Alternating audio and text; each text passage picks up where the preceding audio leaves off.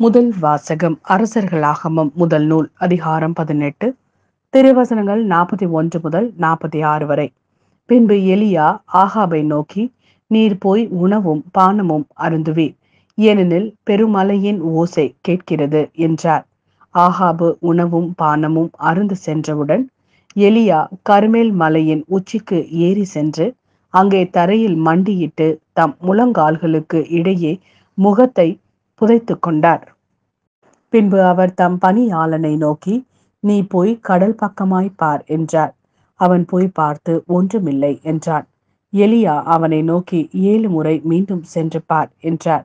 7ஆம் முறை அவன் சென்று பார்த்து, இதோ மனித உள்ளங்கை அளவு சிறிய மேகம் ஒன்று கடலிலிருந்து எழும்பி மேலே வருகிறது என்றான். அப்பொழுது எலியா அவனை நோக்கி, நீ போய் ஆகாபிடம் மழை தடுத்து நிறுத்தாதபடி தேரை பூட்டி போய்விடும்படி சொல் என்றார். இதற்கிடையில் வானம் இருண்டது, கார்மேகம் சூழ்ந்தது, காற்று அடித்தது, பெரும் மழை பெய்தது. ஆகாபு தேரில் ஏறி இஸ்ரேலுக்கு சென்றான்.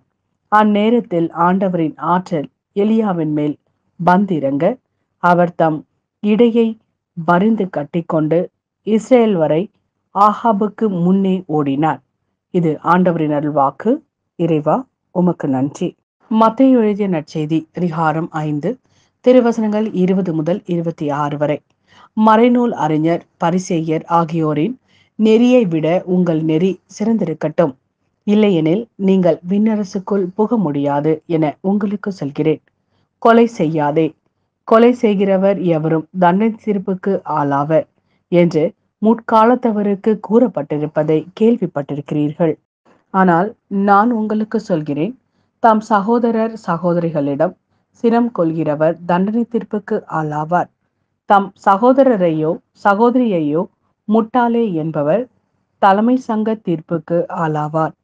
அறிவிலியே என்பவர் எரி நரகத்திற்கு ஆளாவார்.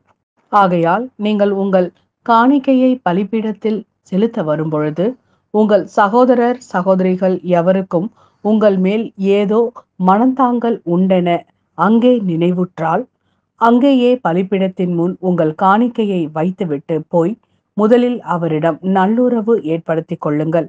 பின்பு வந்து உங்கள் காணிக்கையை செலுத்துங்கள். உங்கள் எதிரி உங்களை நீதிமன்றத்திற்கு கூட்டி செல்லும் போது வழியிலேயே அவருடன் விரைவாக உடன்பாடு செய்து கொள்ளுங்கள். இல்லையே உங்கள் எதிரி நடுவரிடம் உங்களை ஒப்படைப்பார். நடுவர் காவலரிடம் ஒப்படைக்க நீங்கள் சிறையில் அடைக்கப்படுவீர்கள். கடைசி காசு வரை திரும்பி செலுத்தாமல் அங்கிருந்து வெளியேற மாட்டீர்கள் என உறுதியாக உங்களுக்கு சொல்கிறேன்.